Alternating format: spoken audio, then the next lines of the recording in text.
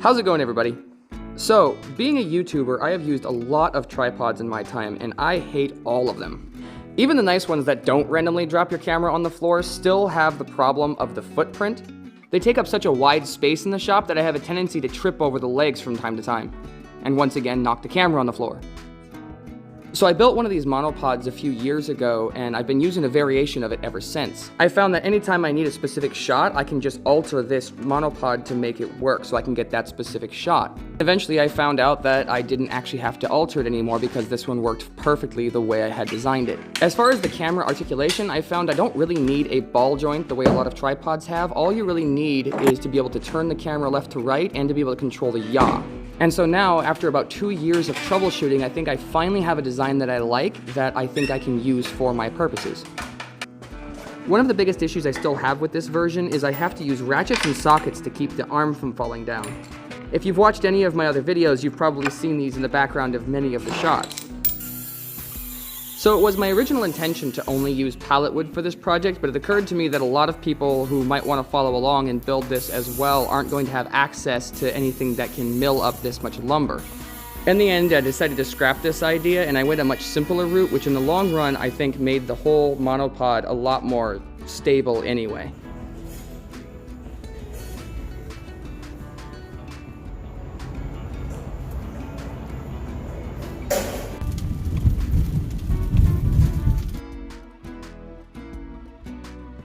Okay, so these are all the boards that I just milled up. There are a bunch of flaws in here that would be easy enough to cut out. There's enough material here technically to make the tripod, but instead of doing this, it occurs to me that a lot of people who may want to follow along with this project aren't going to have access to a table saw the way I have. And so instead of doing this, I went out to the store and I bought one of these. This is a handrail. What I'm probably going to do with this is I'm going to go ahead and use this as my reference surface on my table saw to cut another flat end parallel to the first one. And I'm probably also going to flatten this one out just a little bit more, remove a little bit of material off both sides, and then I'm going to end up with essentially this same basic shape.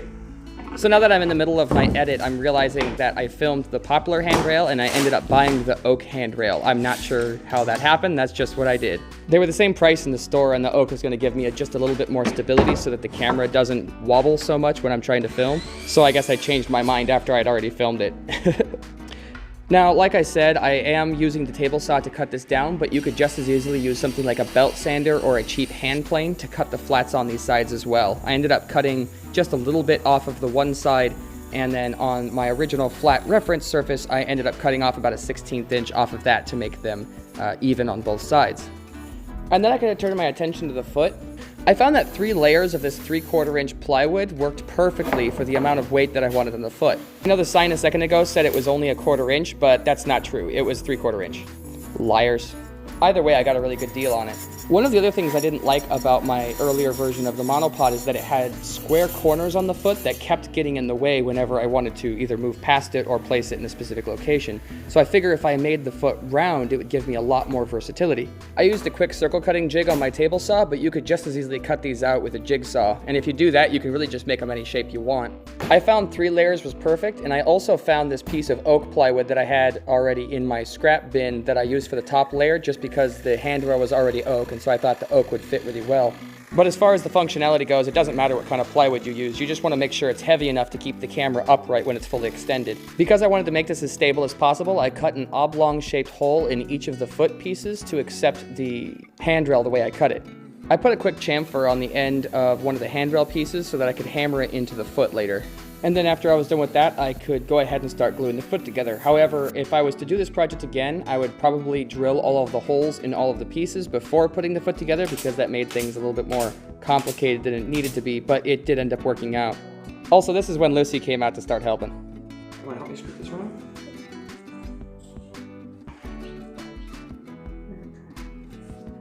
Now we're just gonna...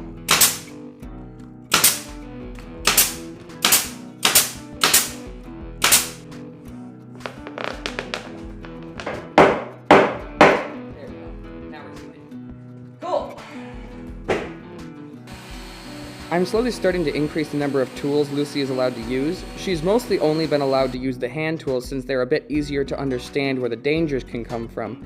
But every time I let her use a new tool, she picks it up pretty quickly. Okay, now what we're going to do is we're going to drop it and we're going to follow this line, okay? Okay, so when it gets to the end, it's about to break off. If we just break it, you'll see all the broken fibers on there. So what we got to do is start to slow down and pull it out very slowly. See how clean that cut is now? Very clean. Go ahead.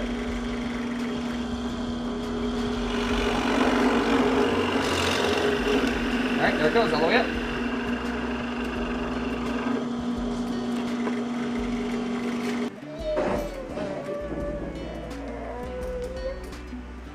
Hi guys, welcome back to Dada's channel. Now we're gonna make a weird looking tripod.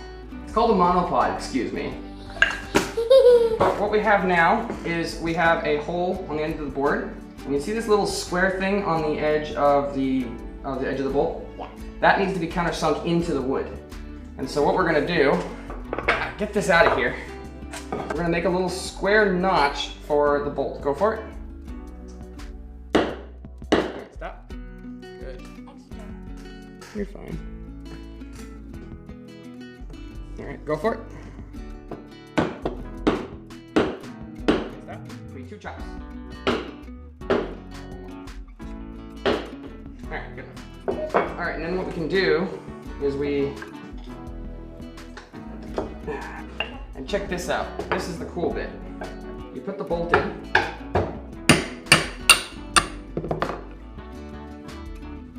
And if we line it up, we can go like this. Ready? There you go. See how flush that is? And it won't turn or twist or anything now because it's inside oak. Sweet.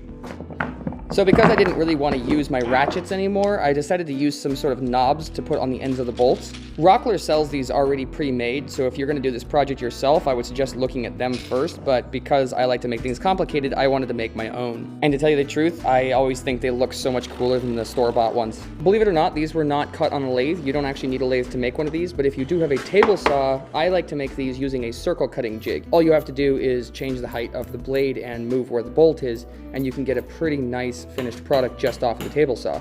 Once the hole was drilled out in the center, I could take the bolt and the nut together to find the center. Then I could trace out the spot for the nut and chisel that out. Then the nut just press fits in place. All of my YouTube videos are made using a smartphone, so I really don't need to add a 1/4-20 to mine. Instead, I just make a housing for the phone to sit in. I found that since I always have a grippy case on it anyway, the phone doesn't budge even if I knock into it. I've made a ton of these out of hardwood, softwood, and even plywood, and to tell you the truth, there's really no difference to any of those. They all work just as well as each other. The only thing I would say that you should watch out for is to make sure that you can access all of the buttons on your screen and make sure that you don't cover up any of your cameras. Trust me when I say this, even if you only cover up one of the buttons, that gets really old really quickly.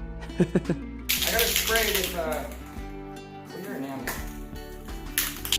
I ended up using this Rust-Oleum matte clear enamel as a top coat for this project. To tell you the truth, you could pretty much just use anything. The only reason you would even put it on is just because it keeps it from getting dirty over time. It just is easier to wash if you're putting some sort of clear coat on it. But you don't really need to. To tell you the truth, I probably wouldn't have put any kind of coating on it if it wasn't for me making this video.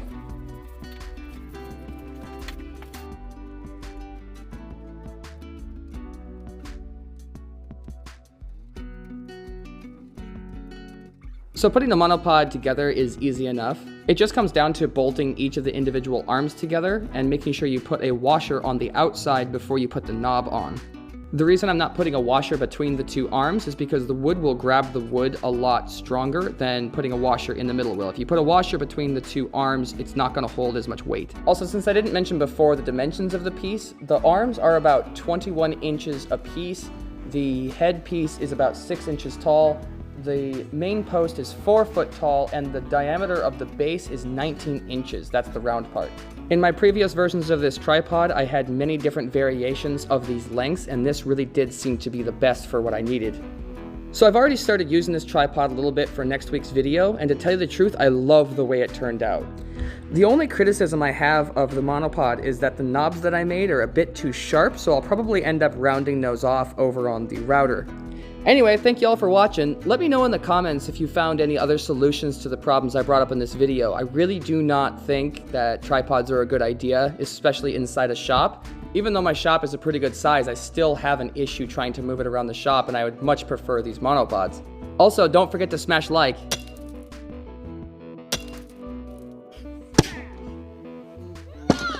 Thank you all for watching.